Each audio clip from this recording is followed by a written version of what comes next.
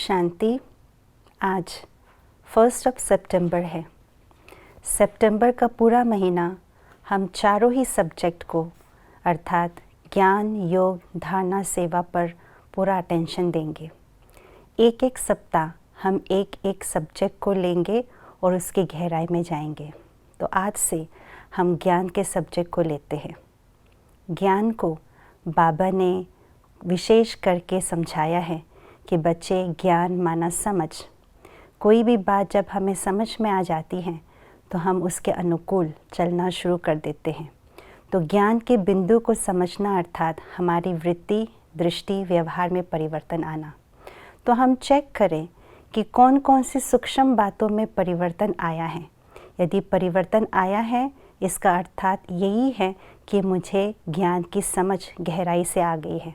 यदि नहीं तो मुझे उस पर काम करने की आवश्यकता है। तो हम सारा दिन ये चेक करें कि ज्ञान की समझ मुझे कहाँ तक आई है। सुनते हैं आज का स्लोगन। किसी भी कारण का निवारण कर संतुष्ट रहने और करने वाले संतुष्ट मणि हैं। हमारे सामने कोई अनुकूल वायुमंडल हो और कोई भी कार्य को करने के लिए पर्याप्त रूप से साधन भी सहज प्राप्त हो और हमारे साथ रहने वाले आत्माएं भी हमारे अनुसार ही चल रहे हो और इसलिए हम संतुष्ट रहते हैं, तो इसका मतलब ये नहीं है कि हमारे अंदर संतुष्टता के गुण हैं। नहीं, जब हमारे अनुकूल वायुमंडल ना भी हो और साथ में रहने वाले आत्माएं भी हमारे अनुसार संस्कार नहीं प्ले कर रहे हो, तब भी हम संतुष्ट रह पाए, यही सच्ची मायने में संतुष्टता की स्थिति है। वही संतुष्ट मणि कहलाते हैं। संतुष्ट मणि आत्मा की निशानी यही है कि वे मन से सदा हल्के रहेंगे और खुश रहेंगे और साथ साथ दूसरों को भी खुश करेंगे।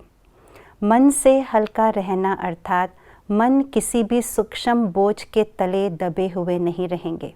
मन सदा क्लीन और क्लियर होते हैं।